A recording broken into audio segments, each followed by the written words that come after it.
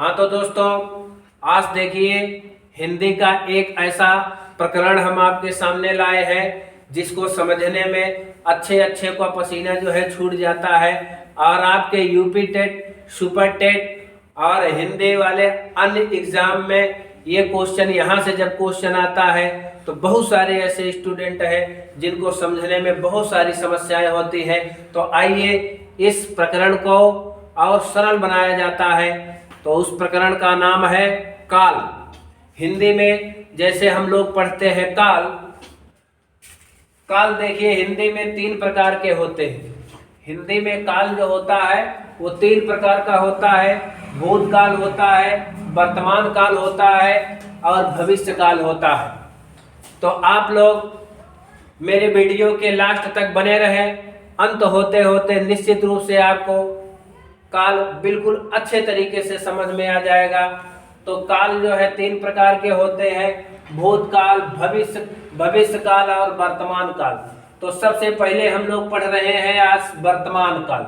वर्तमान काल कुल 5 प्रकार के होते हैं। एक है आपका पहला सामान्य वर्तमान काल, दूसरा है अपूर्ण वर्तमान काल और तीसरा है पूर्ण वर्तमान काल, चौथा है संदिग्ध वर्तमान काल और पांचवा है संभाव्य या संभावना जिसमें पाई जाती है संभाव्य वर्तमान काल। तो इसी क्रम में सबसे पहले हम लोग शुरुआत करते हैं वर्तमान काल में। सामान्य वर्तमान काल किसको कहते हैं?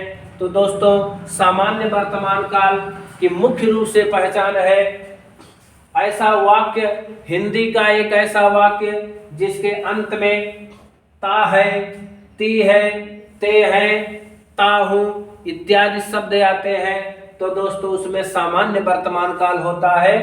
जैसे देखिए ये है राम पढ़ता है, ता है आ गया है सामान्य वर्तमान काल। फिर उसके बाद लड़कियां खेलती हैं, ती है आ गया है, तो इसमें भी सामान्य वर्तमान काल होगा। उसके बाद दूसरा है अपूर्ण वर्तमान काल। अपूर्ण वर्तमान काल ऐसा वर्तमान काल जिसका कार्य, जिसमें जो कार्य है वो अभी पूरा नहीं हुआ है। और इसकी पहचान क्या है दोस्तों? जिस वाक्य के अंत में रहा है, रही है इत्यादि शब्द आ जाते हैं वहां पर अपूर्ण वर्तमान काल होता है। अपूर्ण वर्तमान काल को तत्कालिक वर्तमान काल भी कहा जाता है। तो इसका उदाहरण है जैसे सीता पढ़ रही है, अंत में देखिए रही है आ गया है। राम गा रहा है, तो राम गा रहा है तो रहा है आ गया है। तो इसमें अपूर्ण वर्तमान काल पाया जाएगा। अब इसी क्रम में तीसरा है पूर्ण वर्तमान काल, अर्थात जिसमें कार्य जो है समाप्त हो चुका है। जिस वाक्य में कार्य समाप्त हो चुका है उसे पूर्ण वर्तमान काल कहा जाता है। पूर्ण वर्तमान काल की पहचान है जिसके अंत में चुका है, चुकी है, चुके हैं या आया, आया है, गया है, लिखा है, ये सारे शब्द आते हैं। तो दोस्तों उसमें पूर्ण वर्तमान काल होता है। अब इसमें कार्य की पूर्णता पाई जाती है। जैसे राम स्कूल गया है अर्थात स्कूल जा चुका है। सीता किताब पढ़ चुकी है, सीता किताब पढ़ चुकी है अर्थात सीता जो है वो किताब पढ़ने का कार्य पूरा कर चुकी है या पूरा कर लिया है। तो इस तरीके से इसमें पूर्ण वर्तमान काल होगा। फिर अगला है संदिग्ध वर्तमान काल।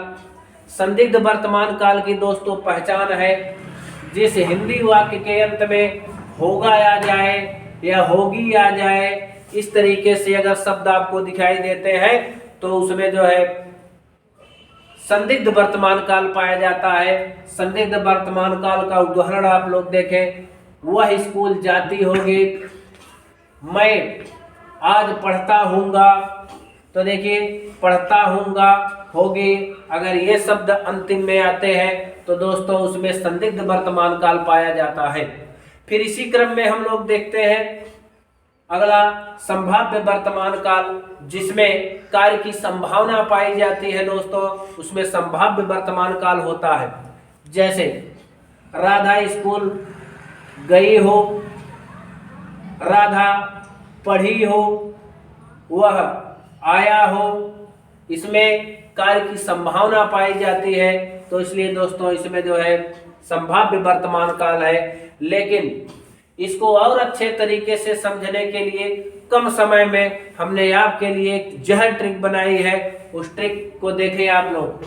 जैसे कोई भी व्यक्ति आज के ज़माने में वर्तमान समय में देख रहे हैं, कोई शॉपिंग करने उतना अधिक दुकान पर नहीं जाता है, तो हम लोग फ्लिपकार्ट से अपना सामान मंगवाते हैं।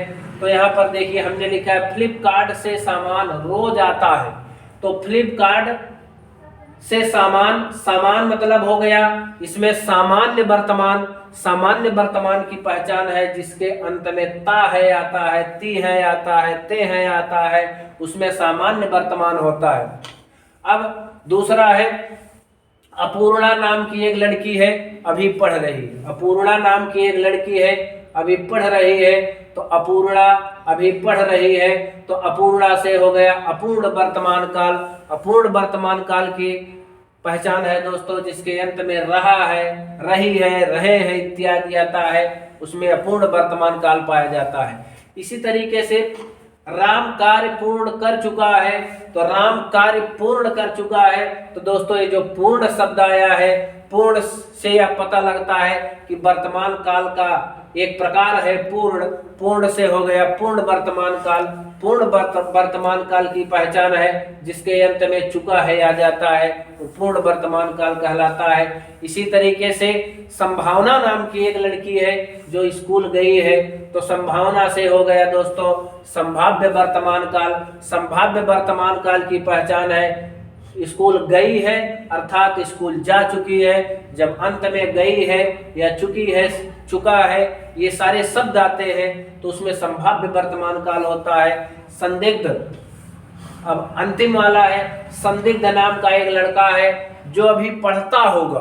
तो संदिग्ध से क्या हो गया, संदिग्ध वर्तमान काल, पढ़ता होगा मतलब ये पहचान है इसकी। तो होगा अगर होगी, होंगे इत्यादि शब्द अगर अंत में आते हैं तो उसमें संदिग्ध वर्तमान काल पाया जाता है। तो दोस्तों इस तरीके से आज आपका ये जो प्रकरण काल वाला था, काल में वर्तमान काल हमने आपको पढ़ाया, समझाया। अगर यह मेरा पढ़ाया हुआ अगर आपको समझ में आया है दोस्तों, मेरे वीडियो को लाइक करें, अपने दोस्तों में शेयर करें और मेरे channel welcome academy Kamlesh sir Patel को सब्सक्राइब करें।